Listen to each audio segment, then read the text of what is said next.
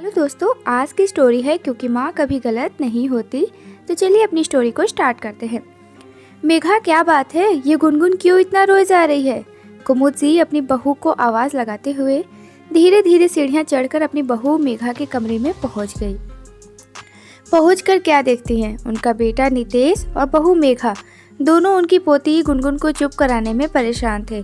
एक दूसरे की गोदियाँ बदल रहे थे। वह फिर भी चुप होने का नाम नहीं ले रही थी।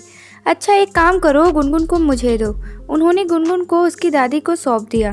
कुमुद जी पहले दुलारती रही, फिर उसके कान को छूकर देखा, फिर पेट पर हाथ फिराया तो अचानक से थोड़ी देर के लिए वो चुप हुई, फिर हाथ हटाते ही रोना शुरू कर दिया। कुमुद जी ने बताया कि इसके पेट में दर्द हो रहा है, जाकर डॉक्टर को दिखा लो, रात बढ़ जाएगी तो दर्द भी बढ़ता जाएगा। शाम का वक्त था। नितेश और मेघा अपनी बच्ची को लेकर डॉक्टर के पास गए।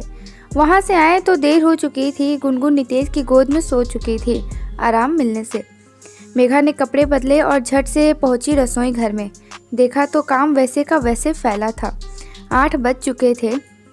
उसके ससुर जी ठीक 8 बजे खाना खाते थे, इसलिए मेघा अस्पताल से लौटते वक्त मन में सोच रही थी कि आज तो सासू जी ने खाना बना लिया होगा, पर ये क्या, काम तो कुछ भी नहीं हुआ था।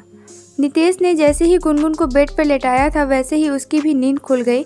वह फिर से रोने लगी। नितेश चिल्लाया, मेघा तुम इधर आकर गुनगुन को संभालो। मेघा उलझन में फंस चुकी थी। खाना भी बनाना था, गुनगुन भी जाग चुकी थी। वह करे तो करे क्या, समझ नहीं पा रही थी। इतने में कुमुद जी फिर नीचे से ऊपर आती दिखी। बहू तुम कुछ खाना का बना लो, मैं बैठती हूँ गुनगुन के पास। वह गुनगुन के पास बैठकर थपथपियाँ दे रही थी तो वह फिर सो गई। मेघा ने जल्दी जल्दी किचन का काम निपटाया, सबका खाना टेबल पर परोस कर भागी गई अपनी बच्ची के पास। देखा तो कुमुद जी ने उसके मुंह में निप्पल दे रखा था, इसलिए वह आराम से सो रही थी। मेघा जाकर नितेश को बुला लाई। नितेश बोला, माँ आपने क्या किया? इसके मुंह में प्लास्टिक की निप्पल दे रखा है।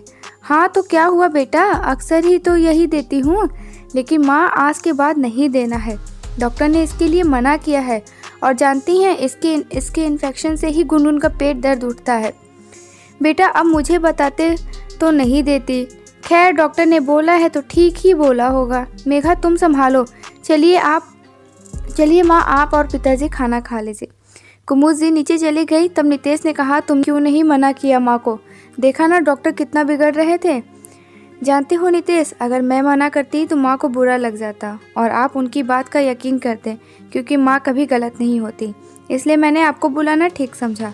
अच्छा यह बात है, तुम काफ़ी होशियार लगती हो, बस दिखती नहीं हो। मुस्कुराते हुए उसके गाल खींच लिए।